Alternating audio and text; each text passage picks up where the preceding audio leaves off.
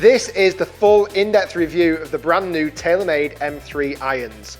We're going to see in this video whether rib core makes much of a difference to the shots. Does speed pocket and face slots have a massive influence on off-centered hits? We're going to see if that's the case.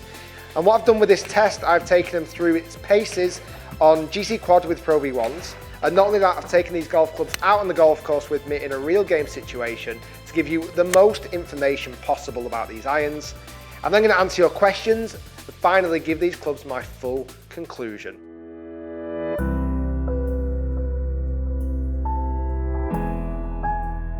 So these are the new TAYLORMADE M3 irons. I've had the 4, the 7 and the pitching wedge for the last couple of weeks where I've tested them on GC Quad and taken them out on the golf course to give you loads of information. These clubs really have looks-wise inspired by M1 and the RSI lineup a couple of years back. They've got face slots, they've got speed slots, and the new big technology in these are rib core. A way of they reckon that it's going to help strengthen the head to give faster ball speed. I'm going to see if that's the case on GC Quad and give you all that data. I actually think they look very nice, they look very sleek, they're very simplistic. A little bit of carbon back, but very kind of clean and polished looking iron. These clubs aren't massively cheap. These are coming in at £849, or pretty much $1,000 for a full set of M3 irons. The lofts are fairly strong, so the 7 iron is 30.5 degree, the 4 iron is 20.5 degree, and the pitching wedge is 45 degree. And the data that I got off GC Quad is very interesting. Let me share that data with you right now. Okay, so let's have a look at the data between the 7, the 4 and the wedge, and I'm going to pull it up all on screen. These are shots that I hit on GC Quad with Pro V1s. And for a strong lofted set, I expected decent distances. So looking at the 7 iron, I'm carrying this 7 iron 181 yards through the air. It had very good peak height, 32 yards, and it was coming down at 45 degree angle, so it was stopping fast, even though the spin rate was really in the low numbers at like 5 and a bit thousand. So it was very low spin numbers off the shots, but it was still stopping because I was getting the height and the descent, which you see with a lot of modern irons these days. The pitching wedge was very good, 135 yards of carry. The pitching wedge is 45 degrees of loft, and I was getting, again, massive height and really good descent angle.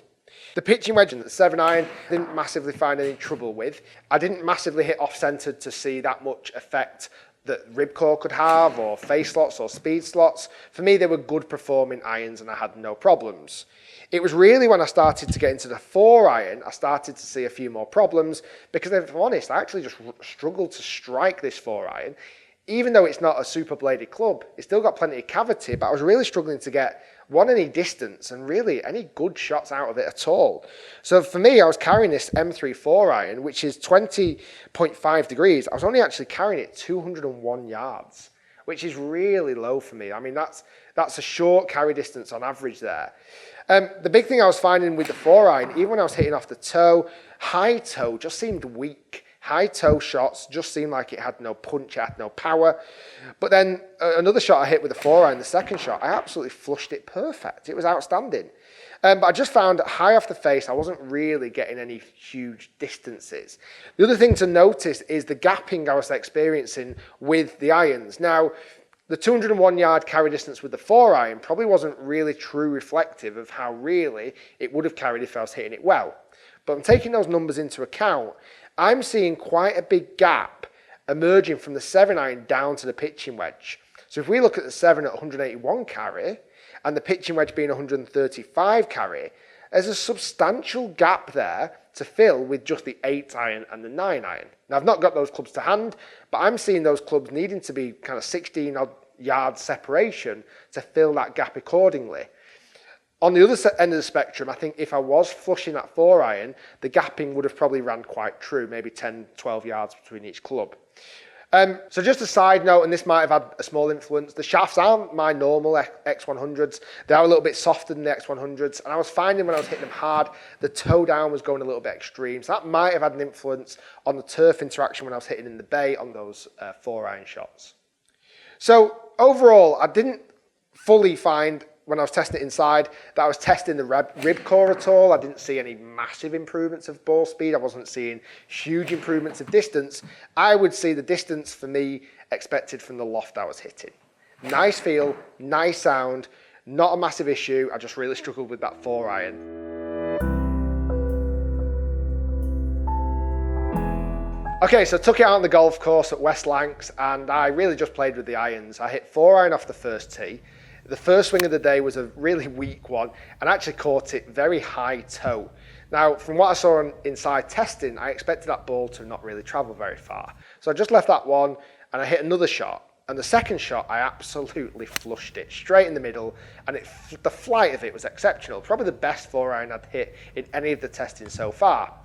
So as I wandered down there, to my surprise, the bad hit shot, and it was really bad, was level pegging in total distance with the really exceptional hit.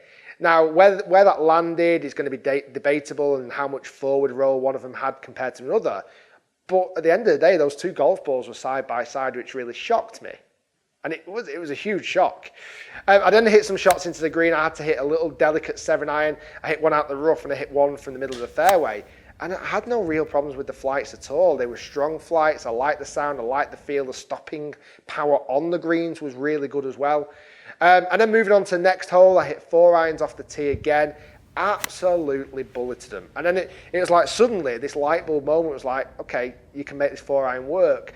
But really, for a lot of people who these clubs are aimed at, that 4-iron just seems a little bit harder to hit than most 4-irons in that over, kind of muscle back / cavity category. It seemed like a hard 4-iron to hit. Second hole, I crushed both of them. I had no problems at all. And then I actually tried a little experimental shot. I tried to hit a little fiddly 4-iron in there. I tried to fade it in there and just pulled off this exceptional shot that just faded back towards target and really probably only carried 190 yards. But it was nice that I could control the 4-iron. I also hit some 7-irons into that green and again flushed them. And I had no problems with the feel, the sound, the flight. No, I had no problems at all out on the golf course. I actually found them very, very nice to use. I love the look of them. I love the profile of them. The feel is exceptional. It's not soft. Don't get me wrong, it's not a soft feel, but it's not a harsh feel either. They feel, let's be honest, they feel so much like M1. They feel so much like RSI that I kind of expected that to be the same feel with these new M3. Out on the golf course, am I seeing ribcore doing any different? Not really. Am I seeing much to do with the face slot, speed slots? Not entirely sure I am, if I'm honest. And I hit some wedge shots into a par 3 down the hill and hit them really nicely. I mean, I pulled up a little bit short of the flag, but when I was pitching them in there, I was getting massive amounts of spin. I was getting some really good flights. I was getting some great turf interaction. So that kind of, on the golf course, it completely flipped my mind because in GC quad testing, I just wasn't particularly overwhelmed by them. But actually getting them out on the golf course and hitting them off grass and seeing the ball flight and seeing the way that they performed on bad hits and good hits, I was starting to go, okay, there's something in these irons. And actually I came off hitting them off the course thinking, they're pretty good. I actually prefer them out on the golf course than I do just hitting them in the studio here. But it was good to get the data, but it was really nice to see them out on the course performing so well.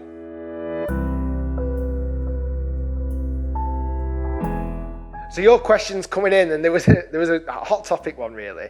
And the question was, is ribcore a response from TaylorMade to counter Callaway's jailbreak technology? And I thought it was a really interesting question because we've not seen this kind of jailbreak technology in irons before. Whether TaylorMade are thinking, hold on, maybe that might be Callaway's next movement. Let's try and pip them to the post potentially. But to answer your question, yes, it is something similar in the response that it's keeping that connectivity between the bottom of the head and the top. But really, it's a completely different animal in an iron compared to a driver. Did I see ribcore make a difference? I'll be honest, no. It was really difficult. I didn't see much of a difference. I didn't see extra ball speed. I saw the shots go how I expected to see them, on the ball flight that I would expect to see, on the distance that I would expect to see from the loft of these clubs. So I didn't see anything that really, smashed my mind up and go, you know what, ribcore's got a lot in that. As always, though, this is only me testing them. Please, please, please do go out and test them yourself because you're going to see if these work a little bit better for you rather than just me testing them. But I want to give you my insight before you do so. But yeah, I think for some golfers, you might see an increase in ball speed, but I didn't massively see anything that wowed me beyond the point where it just felt like a normal kind of TaylorMade iron, really.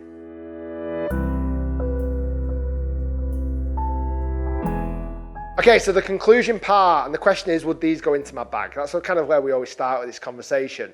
And truth be told, I like the look, I like the on-course performance. I found that the ball flight was possibly not perfect to my eye. For me, these lofts are just a touch too strong to play with myself. But if I'm honest, I can see a lot of players wanting to use these. So would they go in my bag? No, only because of those premises that it's really not, they're not geared perfectly for me. But I see these clubs really fitting into a golfer that's kind of that middle handicap, maybe from, I don't know, maybe from 17 handicap down to high single figures could play with these, and maybe even slightly more lower single figures. I think if you're a slightly higher handicapper than the 17, you've got the M4 option, which I'll review next. But really, in hindsight, I think they're a good-looking club. They're top-end price-wise. And I think if you want a club that's going to give you as much help as possible, visual help, these have to be in that category because they're giving you as much visual help as possible with the face slots, speed slots, grip core, and all that jazz. It's all smashed into one iron. Good-looking irons, good feel, good flight. Not perfect for me, but many people out there, they will be perfect for. Guys, thanks for watching. Hopefully you enjoyed the video. If you did, hit that thumbs up button. If you're new to my channel, hit that subscribe button. Leave me a comment down below. What do you think of the TaylorMade M3 irons? I'd love to hear your thoughts. We're going to move on to the M4 next. Stay tuned, lots more to come. Thanks for watching, guys, and that was my review of the TaylorMade M3 irons.